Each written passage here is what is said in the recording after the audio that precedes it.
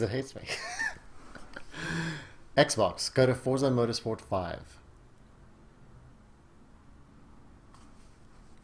There we go. Most of the time, it does work. I think if you're watching this stream and wondering how effective the voice commands are, most of the time it works. Is it annoying anytime it doesn't work? Yes. Yes. But I think that's pretty much that's sort of indicative of how well it usually does work. Look, I just got a message from Zav. There better not be anything terrible in here.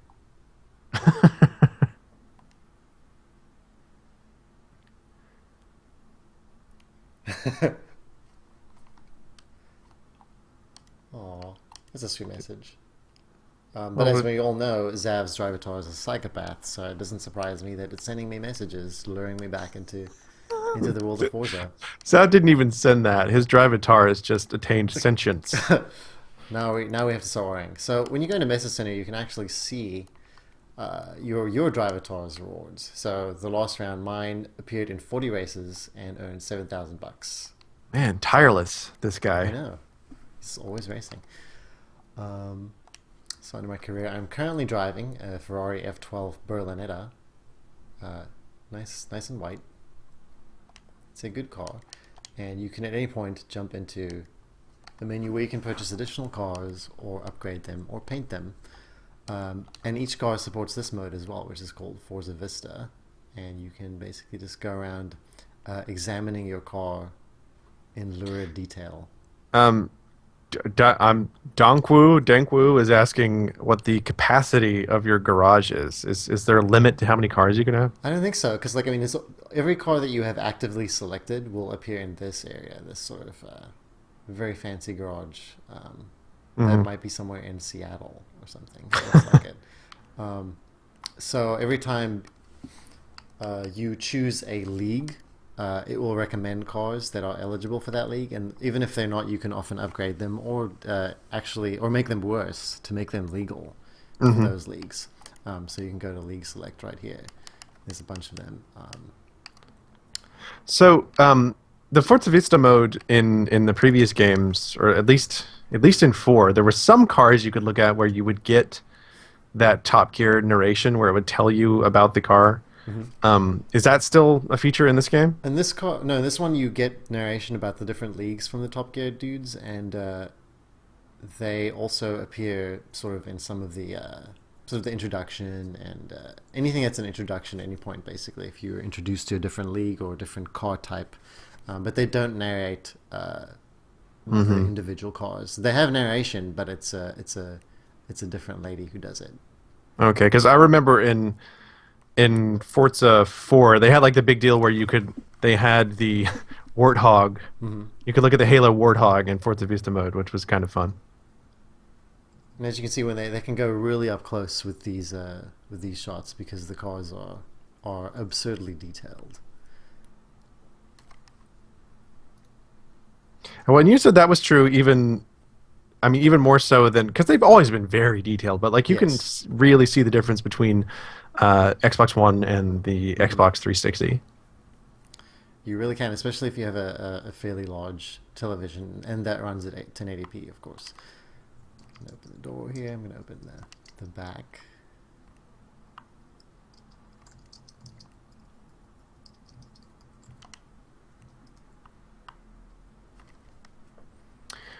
Forgettable username, which is a pretty great username. He says he likes the little info points on the car. Yep.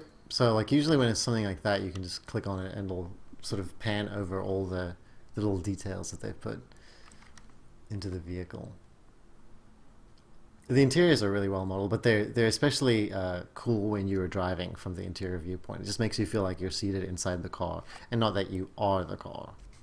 Yeah, I noticed that actually. You streamed a little bit of this the other day just as a test, and seeing your arms reaching out and grabbing the steering wheel and using the paddle shifters and all that kind of stuff. You can also start the car in the garage and start revving it.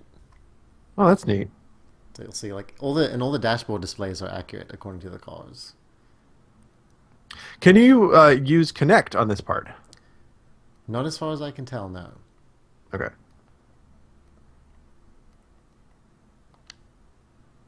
All right, Okay. let's do some driving. Piraz Oh wait, 137 this is one wants of to my. What's the question? he wants to know if you tuned the Sylvia with 1K HP on the back. Uh, yes. Sure. I'm not the best person to ask about extensive car tuning. I try to leave it to the game to handle some of that stuff for me. Here's a funny thing though. If you choose to paint your car, it'll usually recommend designs for you from online. So if you say find new designs, recommended designs from the server will pop up. And these can be arranged by popularity, or it'll be a recommendation from the developers. And of course, you can make your own designs as you could before. What I find funny is going into the paint shop. Actually, no, hang on. Let me just. There's an option to change colors somewhere around here.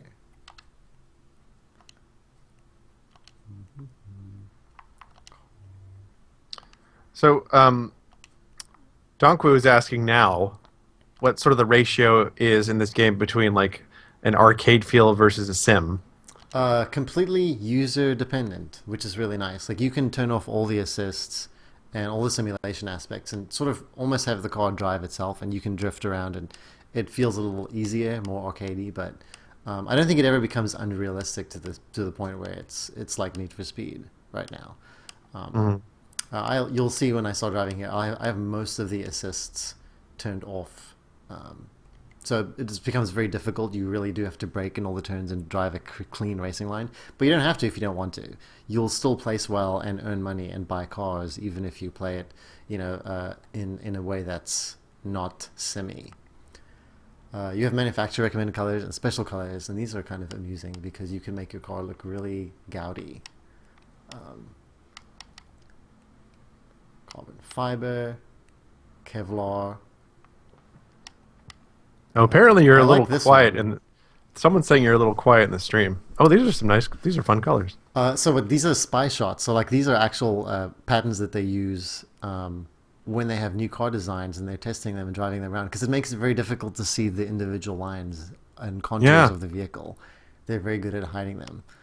Same goes for this one. So if you ever see a car that looks like this, it's an unreleased car that is yet to be sort of finalized. It's not just a hideous car. Yeah, it's not just for jokes.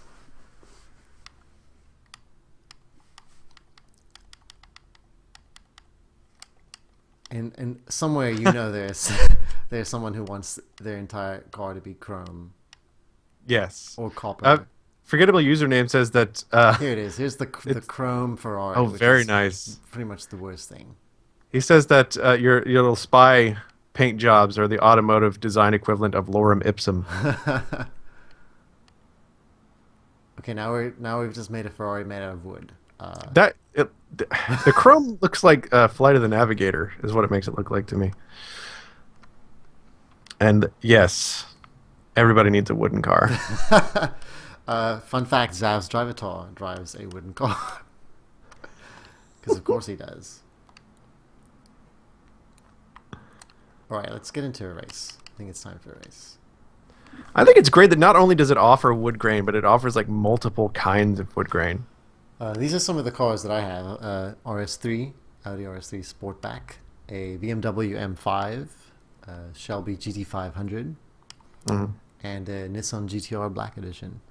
I also have a Ford Fiesta, but it wouldn't show up in this class because it wouldn't be eligible. It wouldn't even be close. And as before, you get affinity bonuses. So if you keep driving a Ford or you keep driving a Nissan, you'll get awards based on that. So Guzzy wants to know the level of customization you have. Like he says, can you do things like paint calipers and rims?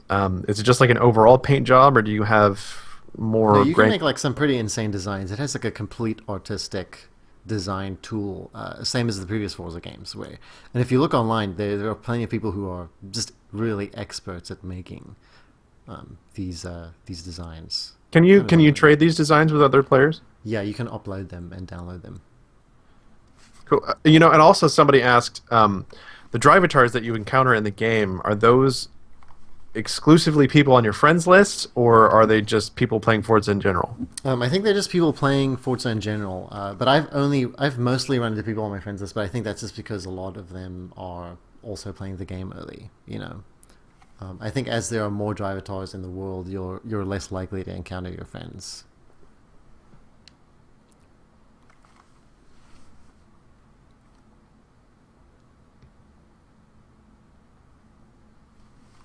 Fine, let me get some driving. This is probably going to be horribly embarrassing. I'm probably going to crack under pressure. Because I have most of the assists turned off, so I have to drive pretty carefully. And these corners are a nightmare.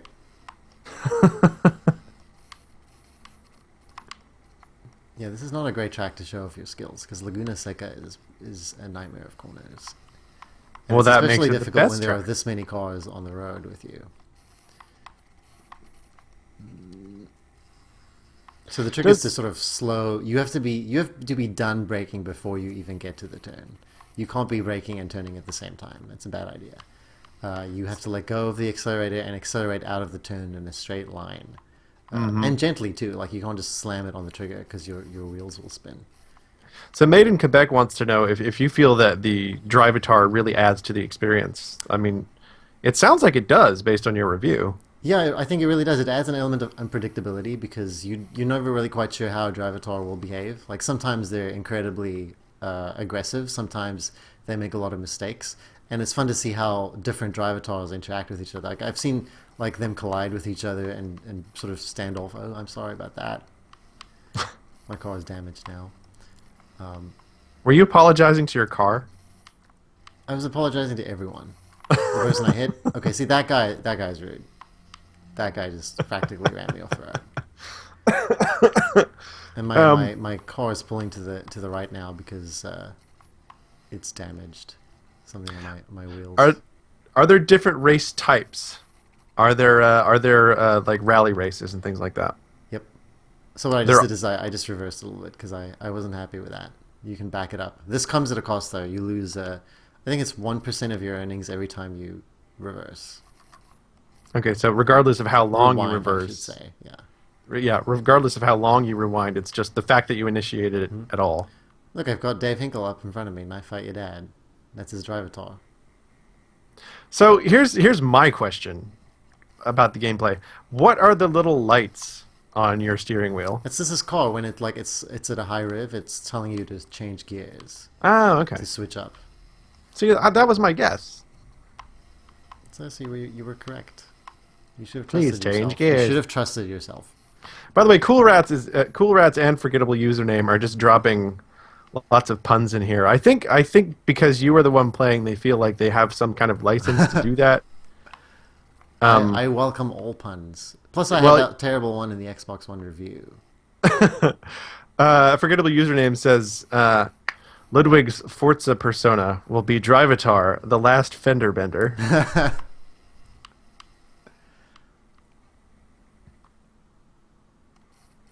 See, I really have to start braking at this point and then just accelerate out of this turn.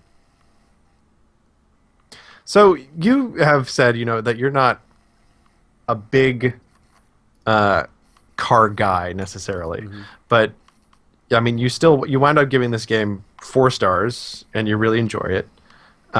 So, as someone who's getting an Xbox One like today, or they're going to get one very soon, you said on the podcast earlier today, which should go up pretty soon, that you think this game is sort of a must-buy for an Xbox One owner. Mm-hmm.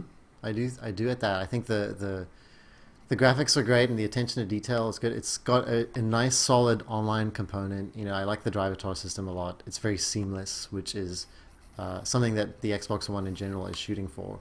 Cutting a corner there. It's really rude of me. And it has the kind of responsive, 1080p, 60 frames a second ideal that people want in the current generation of systems. Mm-hmm. And I also think that it'll be very well supported in the long run. I think there'll be tons of DLC for it. And I'm sure they'll address a lot of issues with it as time goes on. Turn 10 is always really good about post-release content. I mean, there's always new cars. I think there are some new tracks announced, although I don't think traditionally they do a lot of extra tracks. Yeah. Plus, I think this is a really good example of why the controller is very good. The impulse triggers are felt in this game. You know, you can really feel like the gear shifts as you drive your vehicle coming through the triggers. Are there racing wheels for this game? I feel like want to say there is a Microsoft racing wheel on the way, I think. Yes, I believe they announced it's available yet, though. So this is coming in from Twitter that they changed or they took away the storefronts this time around, and I'm not very familiar with the Forza series, but how is it that you download and upload different designs for the cars? How's that managed? I think like once you complete one, you have the option to do it, and then it's recommended whenever you open up the design menu. You get recommendations, or you can just browse online. I actually haven't. I don't really remember exactly how those work, because I always like the ones that were recommended to me always seem like the best ones. Okay. So what about endurance races? That's another question we're getting. I have not encountered that game type, but it may be one of the special leagues that are unlocked as you get towards the end of the game, essentially, and you sort of are able to afford really extravagant vehicles. Mm-hmm. But it's probably just a small component of the game, if it is there. The Le Mans track is definitely in the game. Okay. I'm rewinding because that turn did not go well. So note the light coming in through the window and sort of the shadows. You can also see a reflection of the dashboard on the window if you look closely. Oh wow, really? It's like an interior reflection. Sometimes you can see your hands as well, reflected in the light. So what is sort of just the general progression of the game itself? Because there's not like an arcade mode or something. So what's the progression of actually playing this game? Like, where do you start and where do you end up? Okay, well, I mean, you'll be able to see it as soon as I finish this race. You earn money from every race, and you earn money based on what tier you finish in. So, places 1 to 3rd might be gold, and then 4th to 7th might be silver, and below that might be bronze. And you'll be assigned money based on that. Then you get bonuses based on which assists you turned off, and what difficulty you set the Drivatars at. So all of that adds up and gives you money, and use that money to buy cars that you can use to enter different leagues, to earn more money, to buy more cars and enter another set of leagues. Because your car won't be legal for every single league. Like, you can't drive a Mini against other supercars.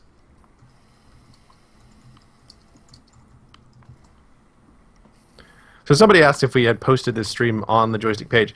We actually didn't this time. I'm sure we'll post the replay once this is done.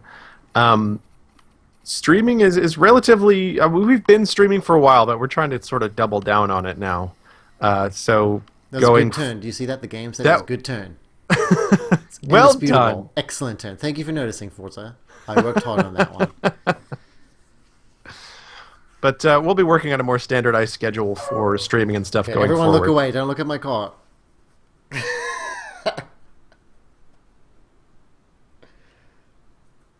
It's terrible. Just terrible. Although, as Zav pointed out, had he been doing this race, his car would be on fire. It was packed race. It was bumper to bumper. See, there you go. My driver level just went up, and I got some money. And your affinity level goes up as well after each race. And when you go up a driver level, you get more money. I'm just going to hit continue for now, and I'll show you what the start of a race is like and what you can select to change how much money you'll get at the end. So it's almost like a wager, I guess. Like, you wager that you'll be able to play it on a fairly difficult level and earn a lot of money. But as you just saw, like, that can be pretty tricky. It's not a guaranteed way to make a lot of money. So I think maybe a good strategy would be to just make a custom paint job for your car that makes it look like it's battered. Like it's already been partially destroyed. Right. So then by the time the race, no one will know when the race is over. Do you have to pay for the damage to your car? No, you do not. But if you have it set to realistic, you will feel your car driving worse if you take damage while racing. But that's the only punishment. Okay. So here you can say like I'm going to be in the pre-race. I don't know if the stream is caught up yet.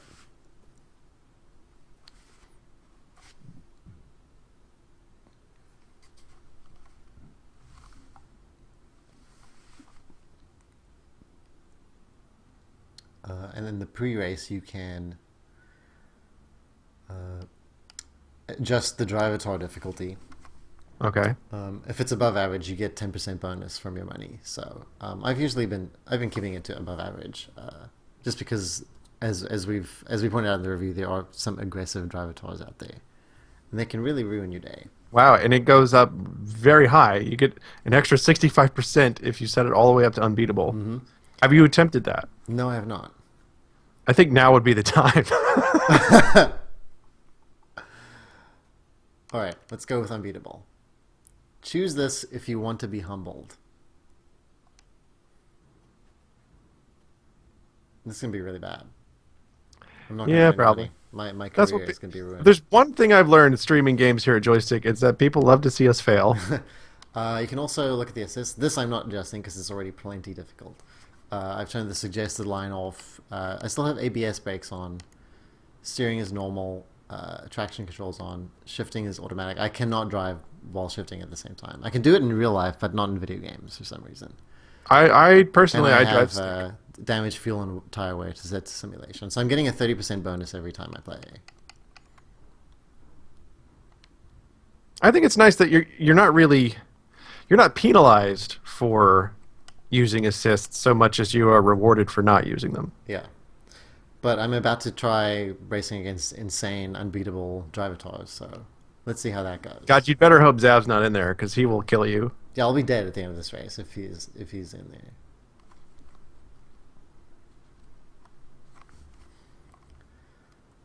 I'm already nervous. They're probably just going to start slamming into me immediately. I'm just going to hang back. I feel like that's the better choice here. Just while we're watching you race, I mean, I'll give you some inside information in my life in terms of cars. Okay, so like personally, my car of choice, because it's the one that I own, is a 1998 Mazda Protege that still runs. Thank you very much. I fixed it myself not too long ago. There was a rubbery hosey thing in there, and the engine went off anytime I went up a large hill. And I ordered another one of the rubbery hosey things, and I put it in there, and the car worked fine. Well, that sounds odd. I'm rewinding. I braked too late. I broke too late. Why don't you say broke? I don't know. Well, the last car that I owned was a Honda Civic hatchback, and this is what just happened.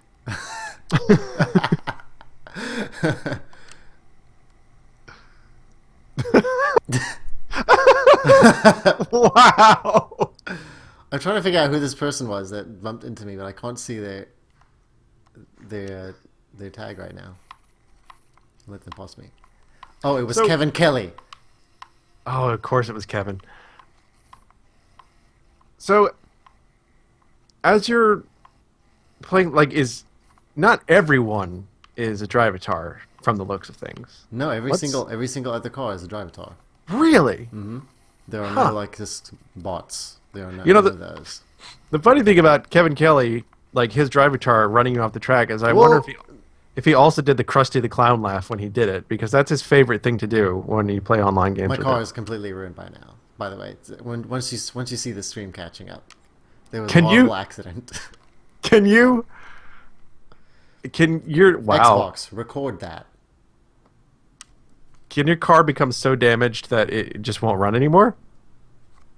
Yeah, it was like super slow there. See, I just recorded that clip, so we can post that later. Okay, I survived it this time. So, I guess we could talk a little bit about the Xbox One platform itself, I think that like the Xbox Record That feature is really, really cool.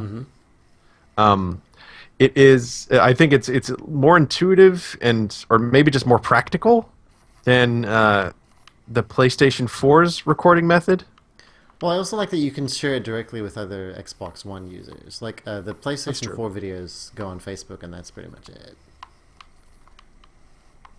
I mean, you can watch them from the PlayStation 4. It's just you're watching it on some variant of Facebook.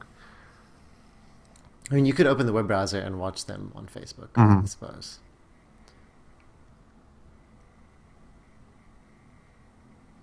Doing pretty well at this. Someone says you need a blue shell.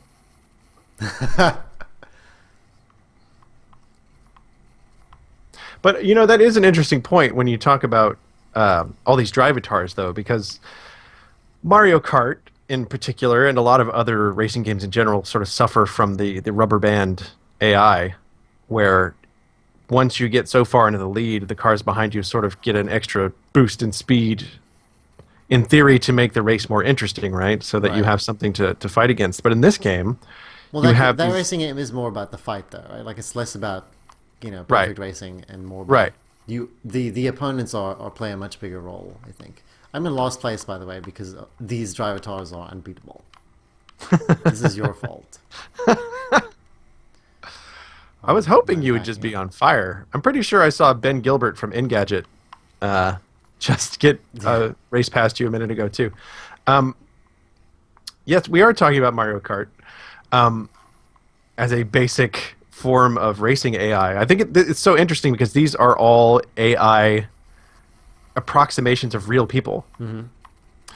So it's, as you said in your review, it just throws that element of sort of human randomness. Yeah, I mean, there was an accident in this race. Like two Drivatars hit each other and they blocked the path, and I hit them, and that's something that may not have happened if it was just relying on regular AI, and I'm going into this turn way too quickly.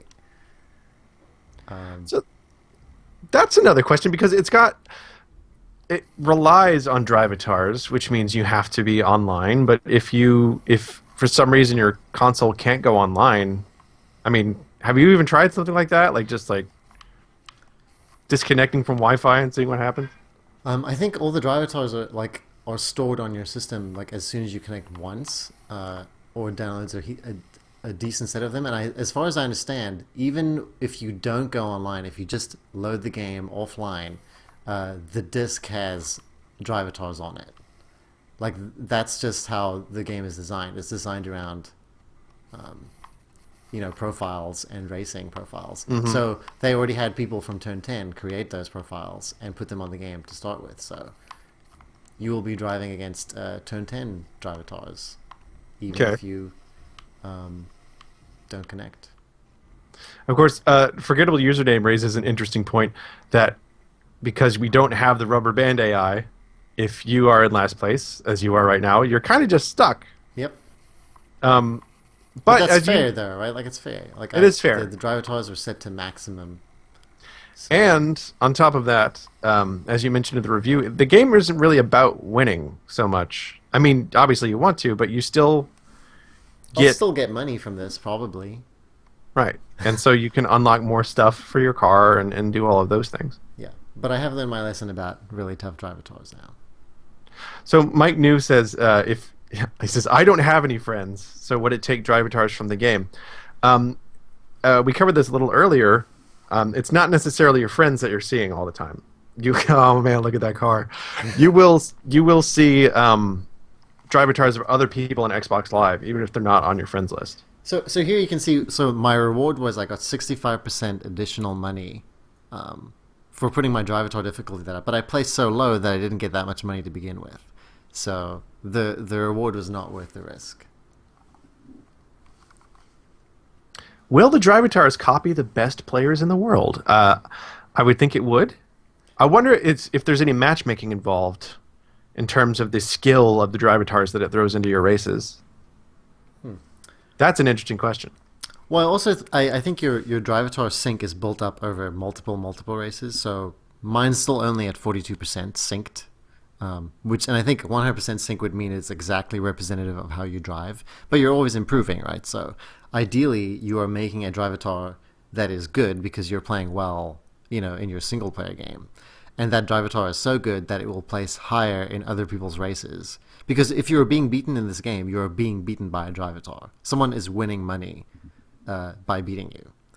So if you have a good Drivatar and you drive well enough, then you should be earning more money, and that should make it easier to buy the cars that you want. So it's actually kind of a great idea. And it keeps you coming back to the game on a daily basis. At least it has with me.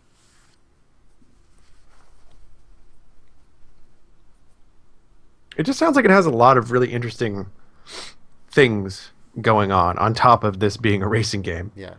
I'm now adjusting the Drivatar difficulty, by the way.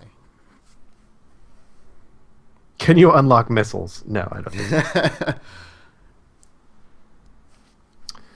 We have a technical question. Are you using a Blackmagic Intensity Pro, and is it on 1080p 59.97 FPS? No. It's an Elgato HD. And do you know what you're outputting right now? I think it's 30 frames a second, but it is 1080p. Okay. The game itself runs at 60. I think the Elgato, it can output 60 frames if you have it on 720p, but if you knock it up to 1080p, it takes it down to 30. Which we should mention, by the way, for the people who haven't been keeping up with the news. Xbox One does not yet have built-in Twitch broadcasting functionality. That's coming next year. So what we're doing right now is we've got this hooked up to a capture card and just broadcasting through Open Broadcaster, like a lot of people do. Although, on the flip side of that, that's something that you can't do on the PlayStation 4, because right now it still has HDCP. So if you try to use an HDMI capture device on PlayStation 4 without some circumventions in place, it's not going to work. Mm-hmm. That is correct.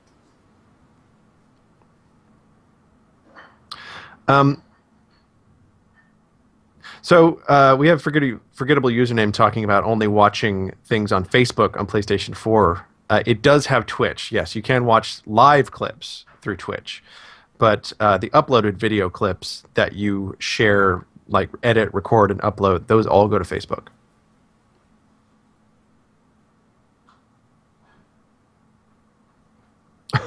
Apparently we're not broadcasting the game sound.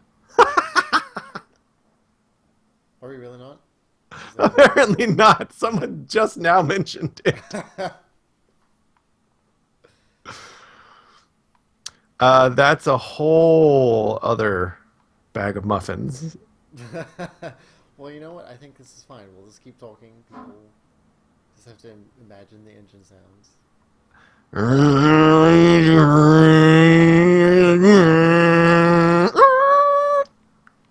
Wow, somebody told Kevin Kelly that he was in here, and here he is, showing up in our chat room.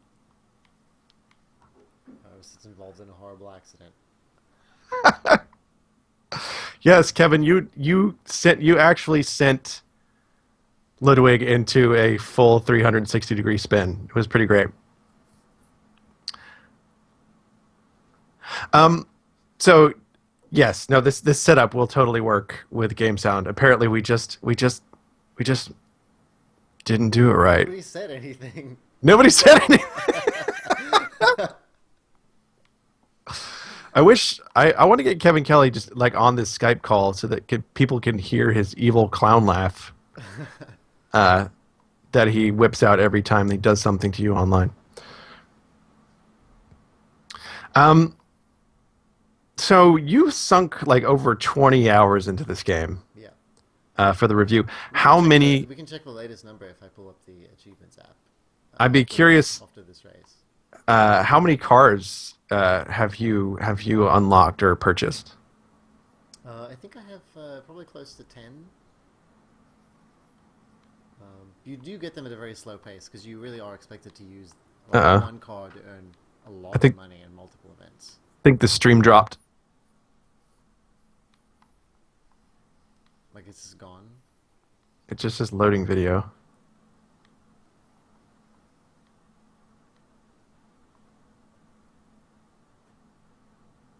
Oh, well, I guess it's just missing for me for some reason.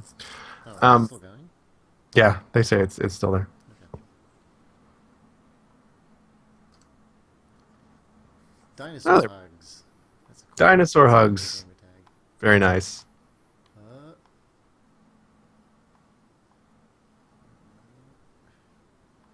Oh, it's Dave cutting in front of me.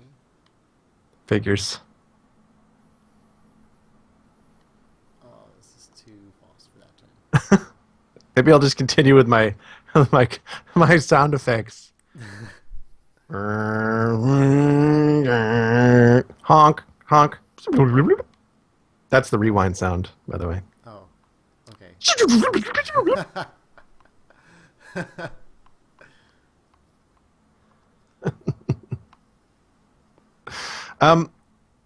So that's something we should mention too. We talked about this on the podcast.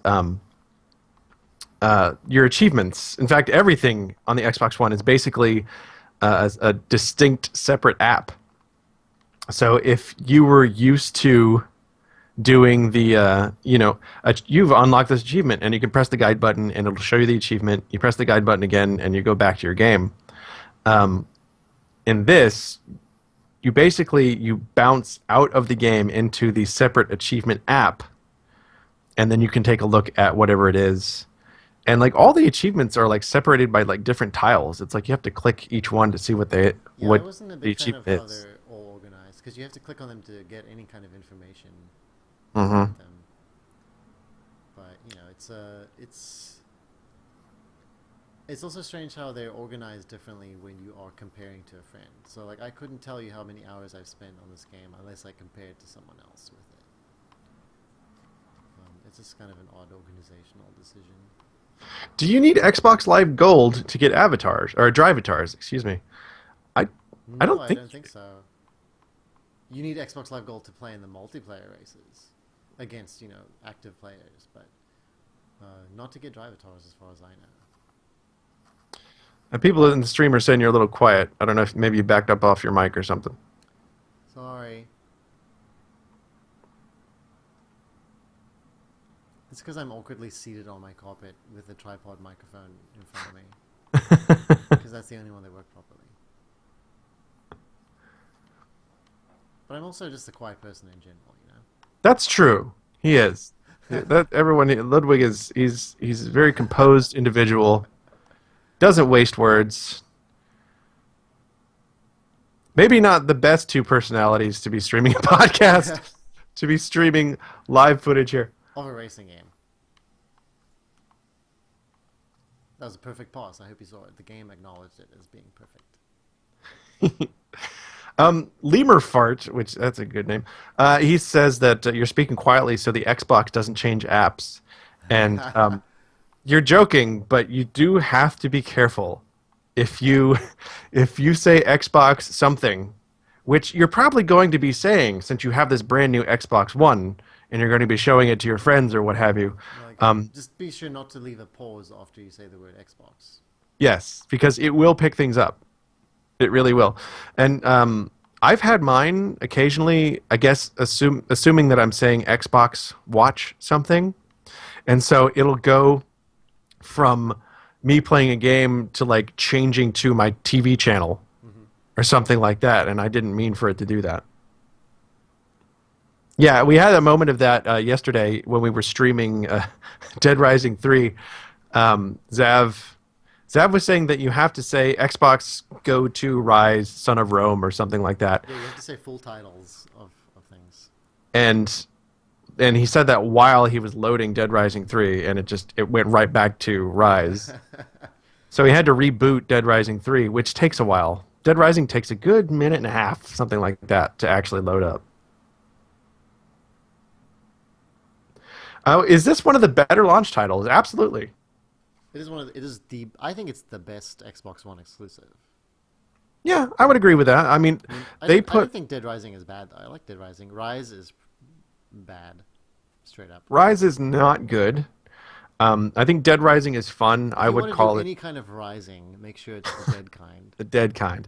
I think Dead Rising 3. The word that I would use is comfort food. It's very comfortable, entertaining. If you like to wreak havoc with your friends, the co-op is a lot of fun because you just go around, do whatever you want. So I played a few minutes of that, and it's fun. Yeah, Rise is very pretty. That's coming up in the chat. Rise is a beautiful game. As far as, if you want a launch game that looks great to wow people, or you just need to convince yourself that it's that much more powerful than the Xbox 360. Like, if you really want to see that, I do think Rise is good for that. I think Forza is too, though. Forza is very pretty. It is. I mean, the environments aren't as detailed as they could be. I think they look a little static, but I mean, especially the European locales look very nice, especially in the ones that go through cities. I'm kind of annoyed that I haven't encountered a city track on this league yet. It's Apparently, serious racetracks. Rise is the new King Kong. I don't know if I agree with that. No, I liked King Kong. King Kong was a good game. King Kong was like super short, and it just gave you all those achievements. But I feel like by the time you were done with it, you were glad you played it. But yeah, I should check my achievements right now. See how many hours I played this game. Xbox, go to achievements.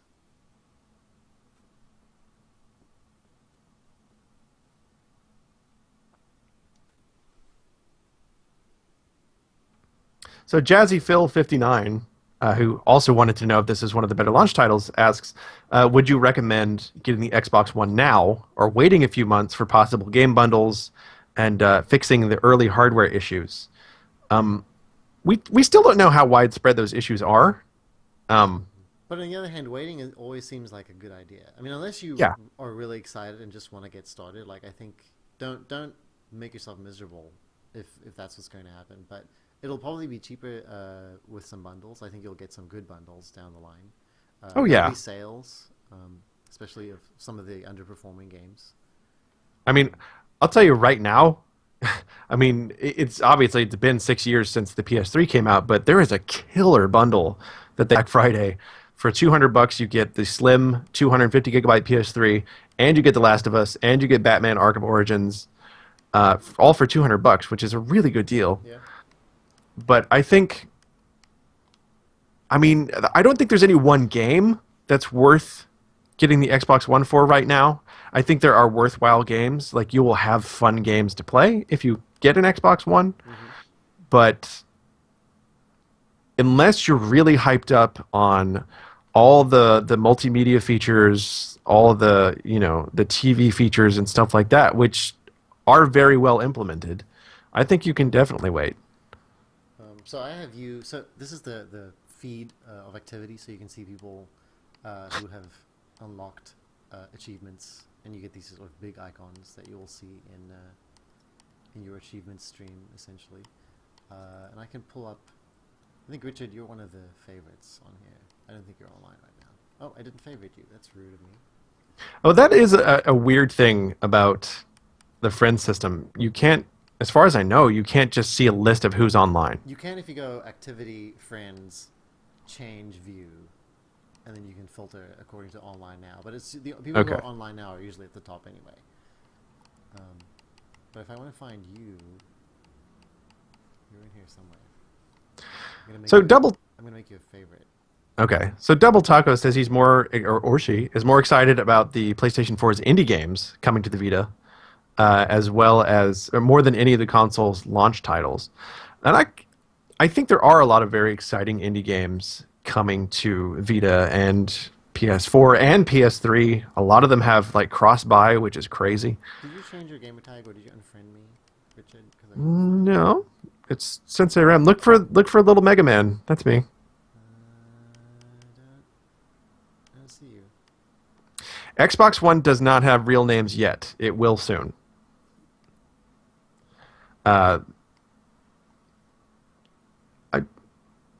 Do I need to send you like a friend request right now? Because well, let me try to find you first, because you should be in here somewhere. No, I know you're on my list. Because wait a minute, I think I may have accidentally unfriended you while I was testing all of this. Oh, sure. I accidentally unfriended you in a test scenario. It sounds. It's okay. Here, I'm gonna load up Xbox.com, which I think is down right now. I'll add you just as soon as I can. Add friend. I've got you.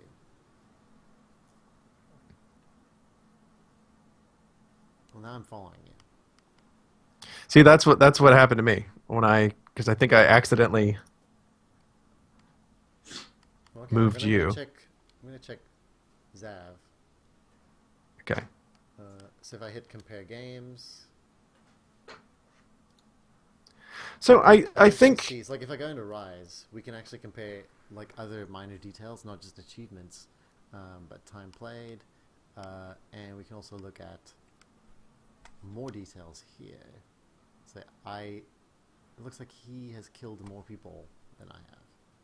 He's killed 1,283 people. well, he actually reviewed the game, so I think that's fair. Sure.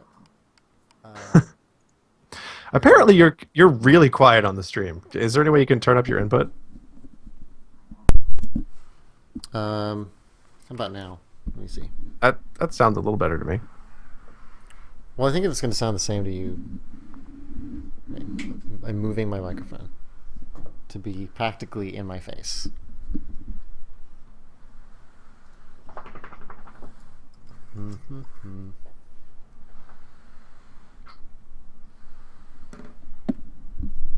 All right, I am adding you via Xbox.com. I would really appreciate that.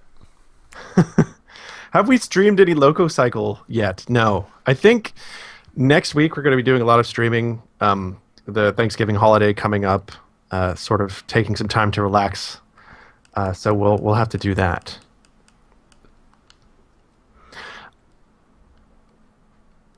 I did want to go back to the indie thing. I think that is one of the things that sort of differentiates the PlayStation 4 right now. I don't know if that's going to last now that Microsoft does have its much friendlier indie publishing policy.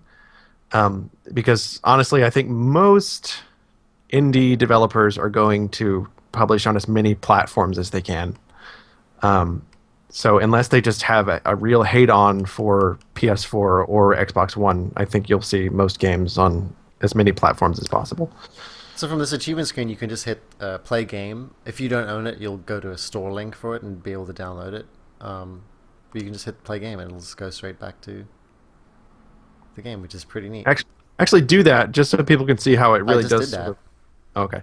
So it actually just resumes right where you left off. Mm-hmm. And then I can just go back to the home screen. I can do other things. I can go into the store. Have we tried plugging the PS4 into the Xbox One? I haven't. I know that you actually plugged your Xbox 360 into it. Yeah, you can plug anything in through the HDMI in, and just the Xbox will assume it's TV. Right. So if you plug in your PlayStation 4 into the HDMI input on the Xbox One, and then you say Xbox, watch TV, it's going to go to your PlayStation 4 feed. And apparently there isn't really even any lag there, which surprises me. I'm sure there's a little bit of lag. It might be mostly imperceptible, but... Have to try it out with like Resogun or something. Well, I think you have to try it out with something, like you could get a Rock Band game. Yeah, that would be good. Calibrate the lag without going through the Xbox One, then calibrate it afterward, and you'll be able to see how laggy it is compared. Mm-hmm. It's just called upload, right? Like if you want to look at your game clips, because we recorded a clip earlier. Yes. Use an HDMI splitter and plug the Xbox One into itself. That's a really harsh thing to do to an Xbox. That is sending it a very interesting message about what it should do to itself. Xbox, go to upload. I think it's either Upload or Upload Studio. What's really cool is like it follows the same arrangement as the home menu. Stop listening, and this is the video that we recorded of Zav's Drivatar. So now we are streaming a video that I recorded on the Xbox. It's pretty great.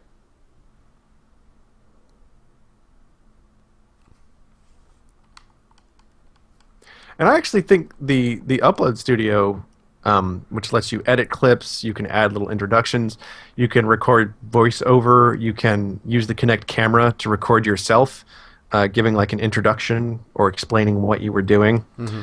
and it goes up to 5 minutes. And it's a pretty powerful little piece of software. Yeah, I like that you can organize clips by game, so we can see who has uploaded clips of Angry Birds Star Wars. So quite a few. Quite a few.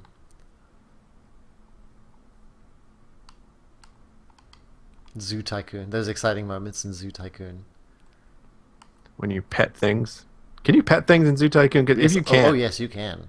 okay, because I'm out. If You can can't. offer food and all kinds of things to the cute animals. So this is like it's like the Xbox One's Africa.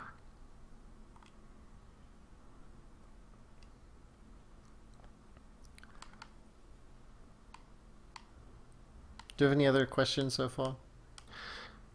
I don't have any other questions in the chat. Do you want to maybe switch to one more game? Okay. Just like a bonus game? What should the bonus game be? Well, let's see. The one we haven't shown any Crimson Dragon yet. I know you haven't actually played that yet.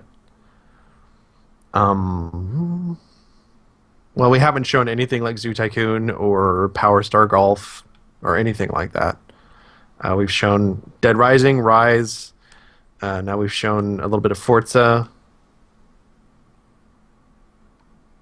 We got one vote for Zoo Tycoon.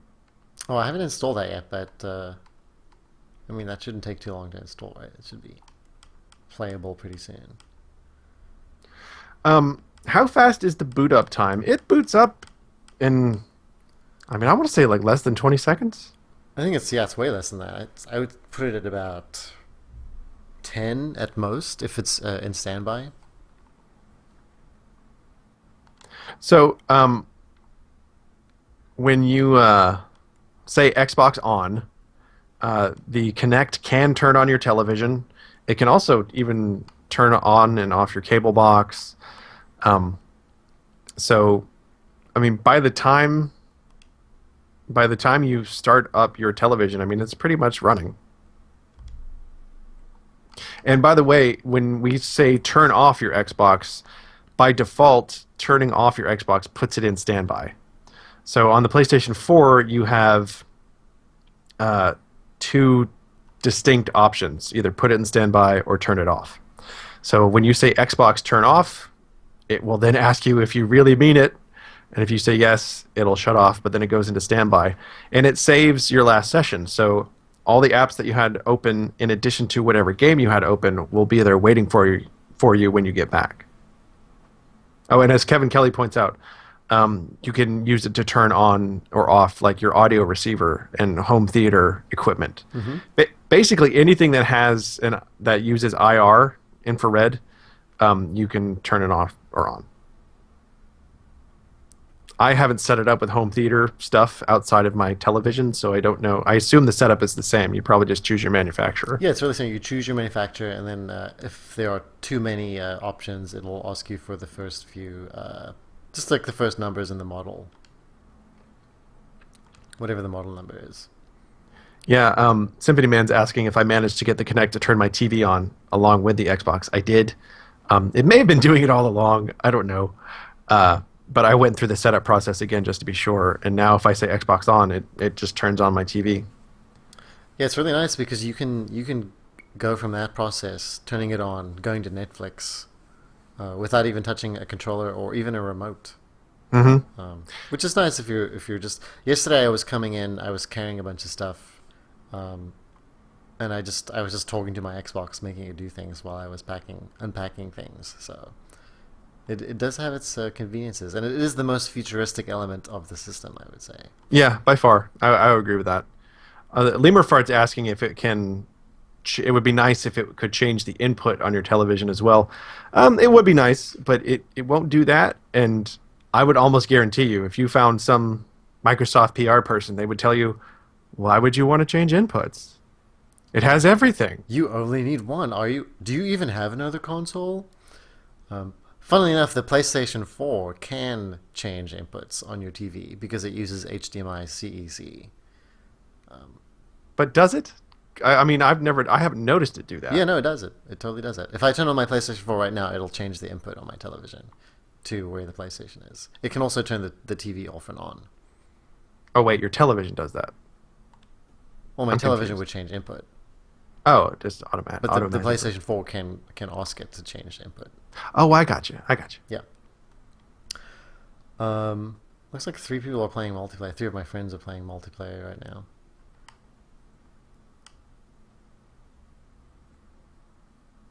Did you start installing Zoo Tycoon? Was I watching? No, I did not start installing it. Okay. This might wind up being just a Forza stream then. Another point we can talk about, since we have a lot of people sort of talking about the Kinect voice features. The PlayStation 4 does have some limited voice features if you have the PlayStation camera. It is not nearly as pervasive as it is on Xbox One. You can't turn it on, for example, but you can tell it to launch a game. There are a couple of apps you can launch with it, like Music Unlimited is one of them. But once you're in that app, you can't navigate anything with voice. So you can't launch Music Unlimited and then tell it to play a certain song or something. You can't use it to control Netflix. Maybe the most convenient feature is you can tell your PlayStation 4 to take screenshots. But that can happen by just pressing the share button as well. Yeah, it can. And, Forgettable Username says, who knows if, do you even really want voice controls on your PlayStation 4? I mean, if you chose a PlayStation 4 over Xbox One, it's probably not that big a deal to you. Yeah, you're going to hold that controller all the time. Mm-hmm. Yeah, because the DualShock 4 feels great. Are there any multi-platform games that do not have a big jump in visual fidelity? Over current generation games? Yeah. Well, Minecraft probably. Well, they are doing Rayman Legends on Xbox One and PlayStation 4. And I can guarantee you those will look exactly the same as they do on current systems. I think Assassin's Creed 4 doesn't look remarkably better. I think it has more effects. And the resolution helps a lot. Yeah. But it already looks good on current generation systems. I would say... But Assassin's Creed does look better, though. It's clearly noticeable. Like you mentioned that the water looks much better. Yeah, for sure. I'm trying to think of other games. I haven't tried Skylanders. One of our staff members has that right now, so that I doubt that's any different. But the resolution benefits are certainly good, though. Very noticeable. Just by default, it helps a lot. I think Call of Duty is probably not dramatically different. Call of Duty Ghosts, but I think Battlefield is. Battlefield is like maybe... No, Battlefield is definitely different. Battlefield on consoles looks pretty comparable to PC, at least in 1080p, and there is some pop-in that I've noticed on the PS4 version. In the campaign, I will see objects, textures, pop in when they're not supposed to. I haven't tried the Xbox 360 version of Battlefield 4 yet, but it definitely looks much better than the current gen console versions, and it looks pretty close to the PC. And granted, I don't have a super high-end PC, but it runs Battlefield 4 and it looks fantastic.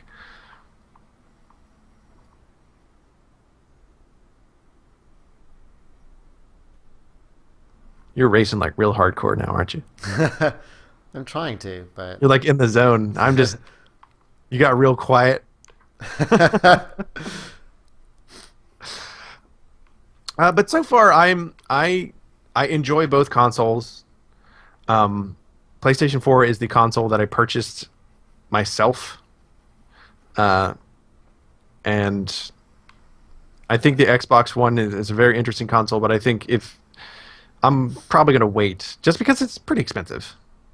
Yeah, $500 is nothing to sneeze at. No, and neither is 400, but it's it's It's less to still sneeze $100 less, yeah. Oh, I did that turn like an idiot. at. This game would be better with a little microphone in the controller. You're like, turn coming up. You need to slow down. No, really, you need to slow down. It's too late. Forget it. You didn't slow down enough. I don't know how to do that turn. I just don't. Kevin Kelly does point out that the Xbox One is very big, and I don't remember if it was earlier on the stream or in our podcast we recorded today. I mean, it very much looks like an old VCR. It's very big. It looks like an expensive piece of hardware. I mean, it looks like something that you would slide into your entertainment center next to your audio receivers and things like that. It very much looks like that kind of piece of electronics. Yeah. And it has a significant footprint. And you also have to remember that there will be a footprint from the Kinect as well. Yeah, and the Kinect is pretty big. Yeah. The new Kinect. But it does have that power brick. And I mean, it's a pretty big brick. It's, it's like the size of like a sponge cake. Something like that. Well, now I want some sponge cake. Yeah, unfortunately, I want a sponge cake the size of the Xbox One. Neither of the next generation consoles can provide you with sponge cake. In fact, I don't even think the Xbox One can order you pizza from Pizza Hut. Then why are we changing generations if we can't even get sponge cake directly from our consoles? I don't understand now. I don't know. You've completely deflated my expectations. You've been trying to find that feature all week. Xbox summon sponge cake. Sponge cake. SquarePants. Sponge cake. Man, I was gonna do that too. Xbox pizza. Well, wasn't there a Pizza Hut app for the Xbox 360? No, there was. That's my point. Right, so now it'll be like it'll actually work properly by using voice commands. They should get on that. Xbox double pepperoni. It sounds like you said more anchovies. No.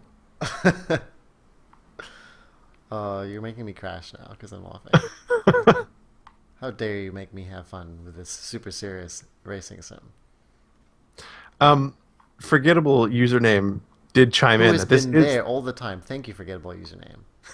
That it is the year of Luigi, and I do want to point this out because I don't want people to forget that in the middle of all this next gen hype. Are you going to talk about Super Mario 3D World? I'm about to. Well, it is an excellent game. With the PS4 and the Xbox One coming out, I think like the best game that's coming out this holiday season is Super Mario 3D World. Yep, I would agree. Super Mario 3D World is excellent. I mean, I said it in the review. Like, you need to find a way to play this game. It's really good. Like, find a friend with a Wii U, maybe think about getting one, and there are people who talk about that the Wii U was the beginning of the next generation, and I can sort of concede that, but there's no denying that the hardware inside of it is again, and this is Nintendo strategy, that the graphical fidelity is just not the same. But you know what? Even despite that, Super Mario 3D World is like one of the best looking games I've ever played. Yeah, I mean, it looks exactly how it is meant to, I guess. Like it doesn't matter. Yeah. It's gorgeous, and like there's no edges in sight. At a high resolution in 60 frames per second, the gameplay is pretty much flawless. It's great. Is it better than Super Mario 3D Land because it's a world? It is better than Super Mario 3D Land. I will say that.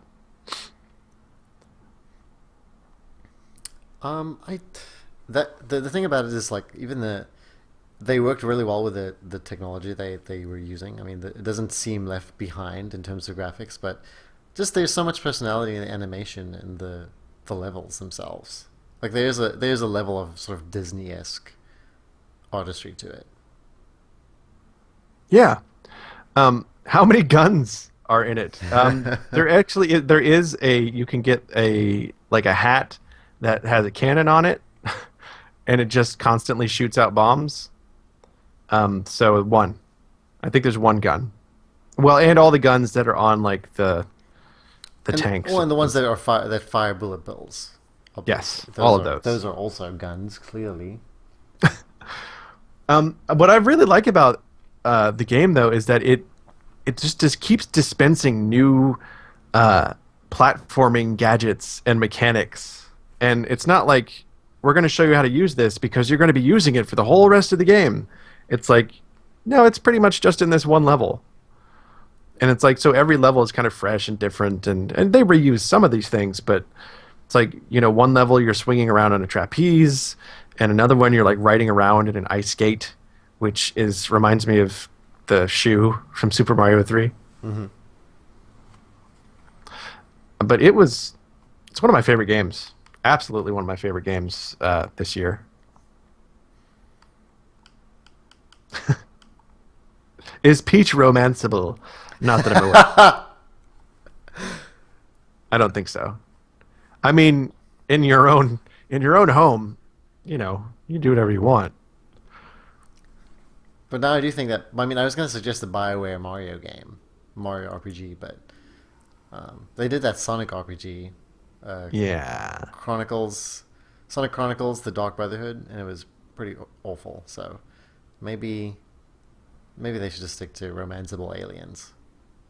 Well, Square Isn't Princess Peach technically an alien, though? I mean, is the Mushroom Kingdom, that's another world, right? So it is another world. I mean, they're aliens to us. I mean, really bad things are happening right now. You're about to see them in the stream.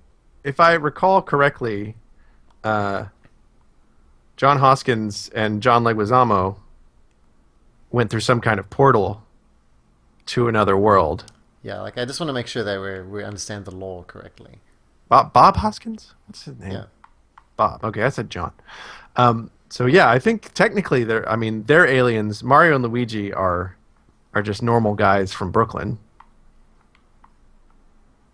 It's just the weirdest stream we've got going. We're streaming Forza 5 and going over Baskin Hoskins, 31 flavors. There's Kevin Kelly again, by the way. He's in Kevin, you're in here. Look at how awful you are. And Kevin Kelly says he's never played Zelda: A Link to the Past. Neither have I. You haven't? Nope. Ah! But I'm really excited to play the 3DS one. Yeah, I am too. I need to get that.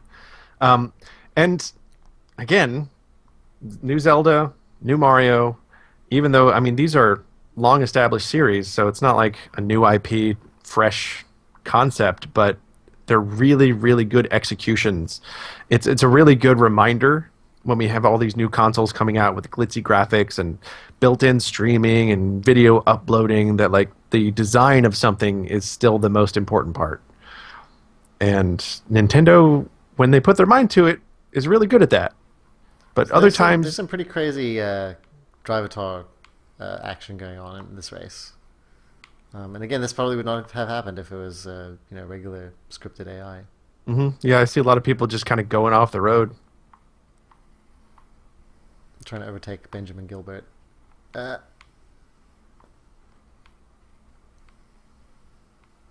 It's not fair. Ben probably reviewed one of these cars for Engadget.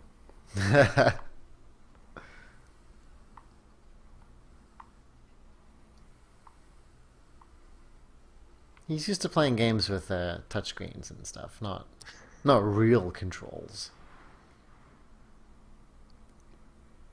Are you guys getting the Wii Mini? I would advise against it.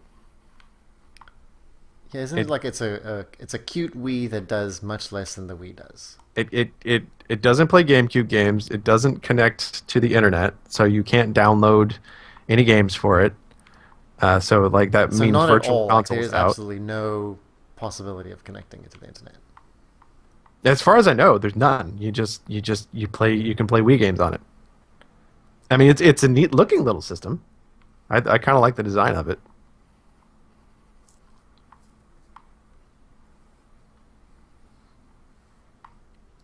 I'm gonna have to look it up because now people are asking if I'm right about that, but I'm pretty sure I am. Boy, is it going to be embarrassing when you are wrong on this stream about Oh, whether or sure not is. the Wii Mini can connect to the internet. Yeah, I remember our dear friend J.C. Fletcher, before he left to take care of his beautiful children, actually got one of these Wii Minis when they were still only available in Canada.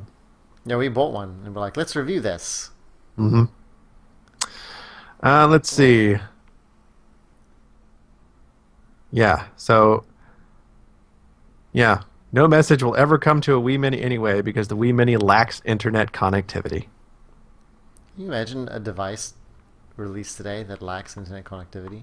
You know what lacks internet connectivity? A yogurt.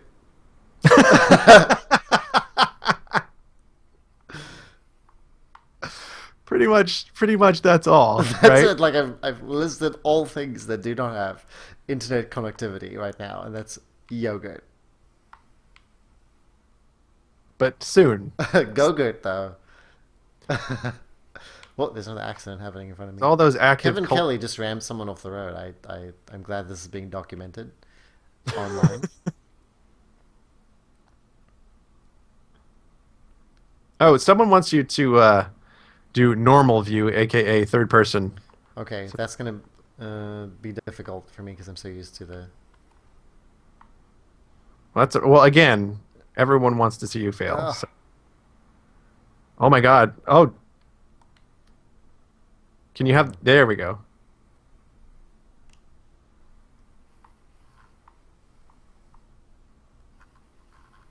Well, I can see a lot of the very pretty sky. I think this is Silverstone. This is in England. Wait, no, this is the Le Mans track, I think. This is actually much harder to drive this way because the car just feels like a tank now. Like I'm not right at the front to see how soon I should brake. Oh God.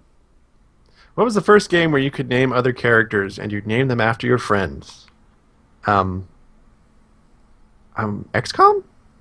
Maybe? I usually stuck with the built-in names in like RPGs and stuff. Well, you could rename the characters in like Final Fantasy VII. Right. You can rename Link pretty much all the time. I always named him Link.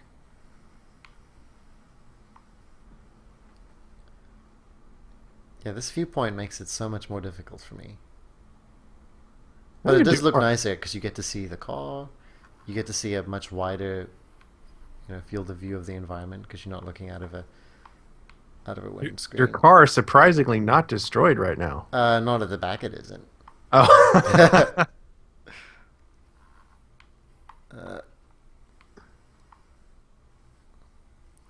Well, see, what I should have done here is I should have turned on all of the assists, told people that I do not have any of them on, and it would have just looked like I was driving flawlessly.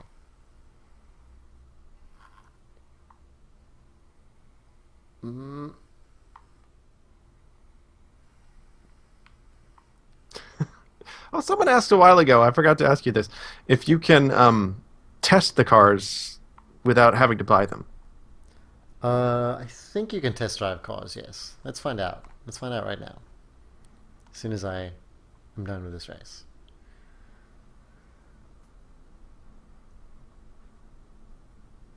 Oh, man. That was a rough race. It was a lot of middle on middle action.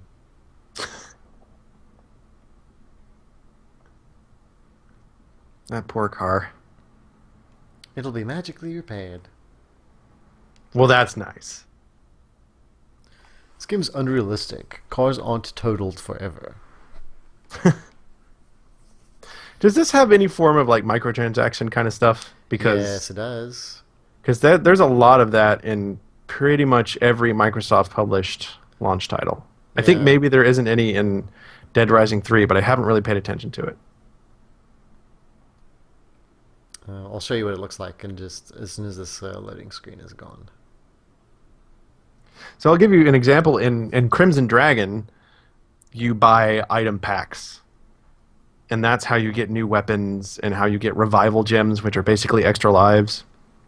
And you can spend the in-game currency on these things. But if you want the really good item pack, you have to spend jewels, which are really hard to earn, but really easy to just buy. And it's kind of annoying. It's like a free-to-play scheme in the game, and it doesn't fit. I don't think it's quite as egregious in other games. So here, this is the extent of the microtransaction. You can press Y over here, and then using your tokens, which are tokens you buy, you can increase the rate at which you earn experience. Oh, okay, so it's just an XP boost. I think you can use tokens to purchase cars as well. So it might be like 100 tokens for a fancy car.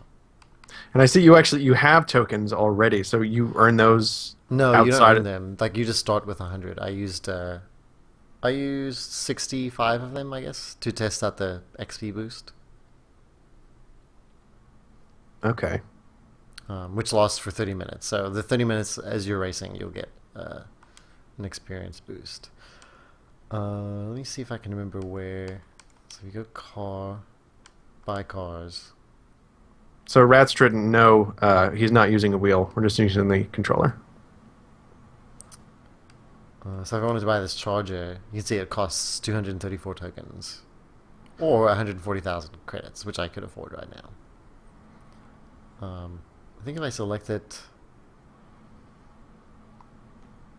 And so the only way that you can get tokens is to spend real money on them? I believe so, yes. But I haven't, like I said, the only time I spent tokens were the ones that I got when the game started. Mm-hmm. So let me see if I wanted to buy this Aston Martin. It's pretty expensive, token-wise. So it'll recommend some designs for you.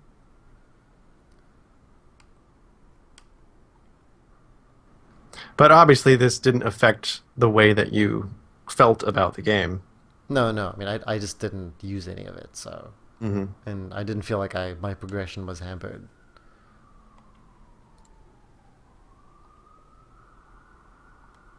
Nice.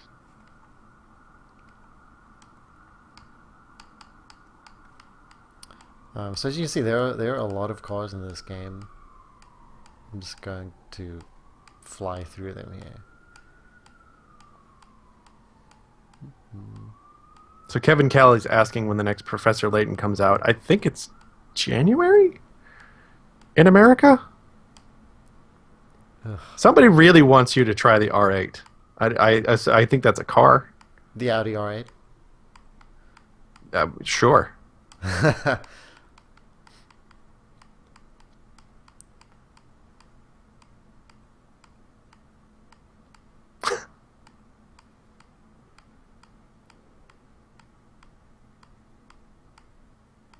So I guess these are just organized by manufacturer, looks like. Yes. It's much easier to buy a car when you're entering an event because it'll recommend a car that is, legal for that event and something that you might actually want to buy.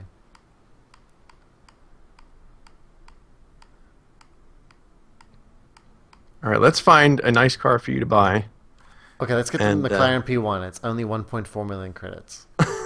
This is the car that we had the two posts about during E3. Yes, because one was the MP4-12C, and the other one was the P1.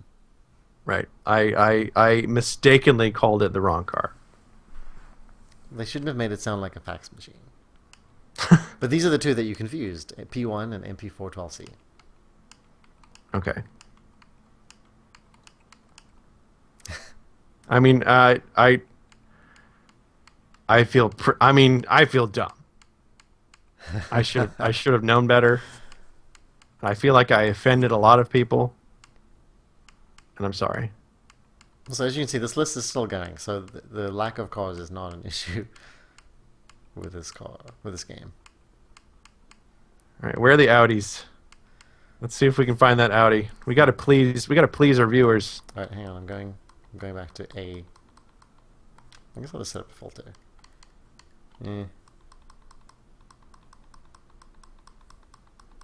Check out the last car. Says Kevin. It's a Volkswagen Beetle. Do I really want an R8 though? Do I want to spend my money on an R8? Which one do I want though? Do I want the R8 Coupe 5.12 FSI Quattro?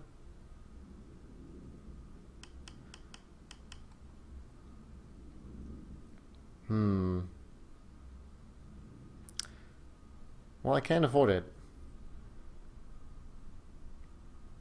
I think you need to grab that and do one quick race, and then I think I'm gonna go make some dinner. All right, we'll end the stream with that. Let's see. I don't think I want any of these skins though.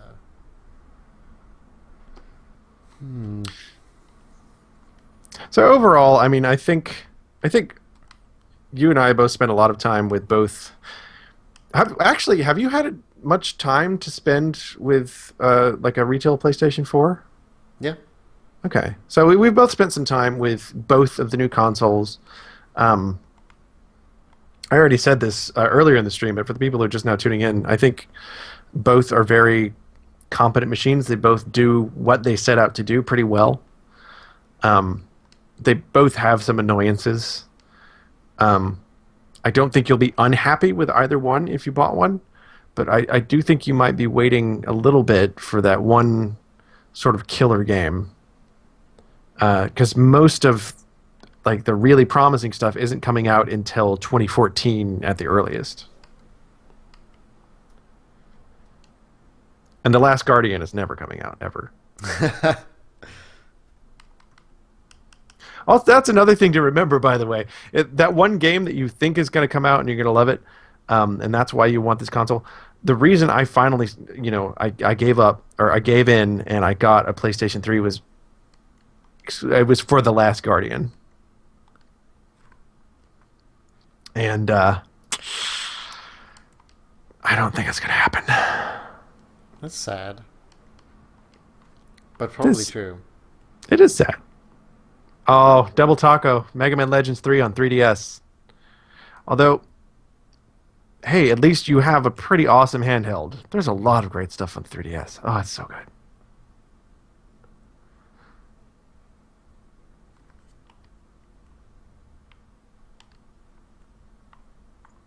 So I think if I want to get to the test drive, I have to...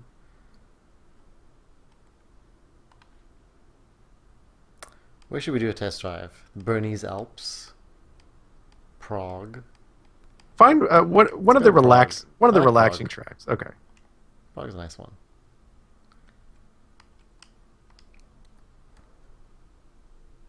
I'm assuming I'm still doing this with the third-person perspective.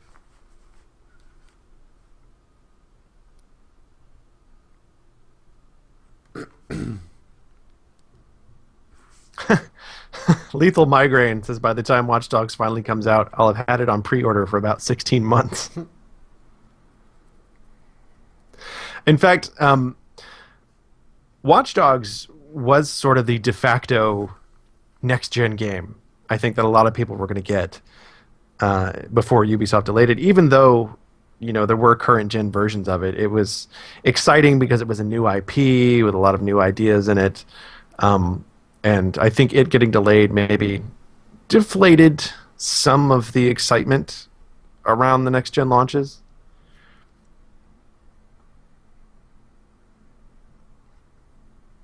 So this is very pretty. Just going for a nice test drive through the city. I end up skidding. Oh, someone's asking... any word on people getting the free Killer Instinct from Microsoft? I know we ran a story about that, about Microsoft gifting it to some Xbox Live members. I don't know anyone personally who's gotten it, but then I don't really know how that works.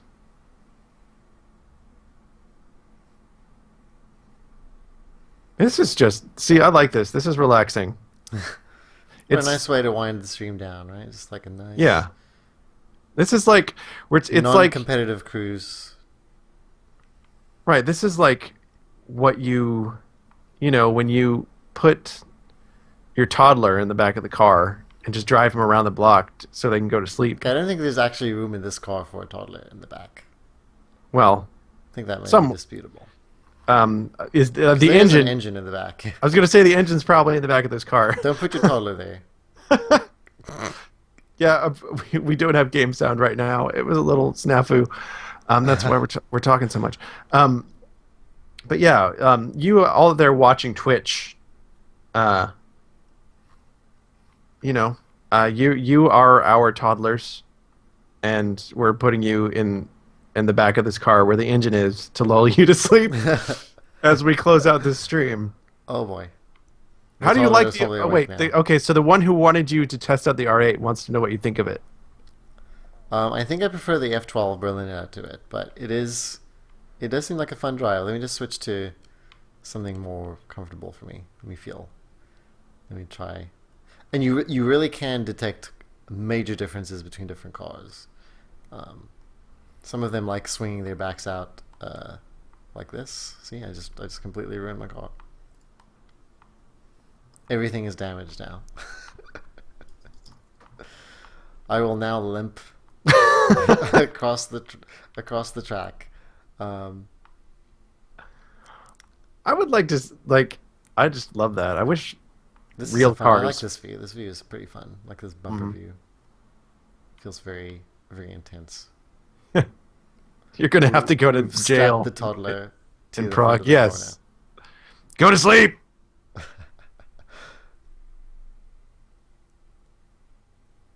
I love that view in front of me, like when you come around this corner in Prague and you see sort of the little bridges, a bridge that you're about to drive over, and the whole city in front of you. Very, very pretty. Well, and on that note, since we're talking about the next gen and how pretty it is and the arrival of all these new consoles, I think that's sort of getting us to the end of our stream. Yep, let me get to the end of this one lap. Come on. Okay. So we're going to have a lot more streaming next week. And I think we probably will stream the new Borderlands Headhunter DLC because that was a lot of fun. The last time we did it. And when it was way too difficult. Yeah, which shouldn't be the case this time. And streaming some more PS4 and Xbox One stuff, and then sort of letting people enjoy Thanksgiving. And we're going to take a break from reviewing these consoles and these games to spend some time actually enjoying them. So that's what you think. Oh no, that's what I think. There's a minor accident coming up in the stream. Minor. Driving that fast on cobblestone seems like a bad idea.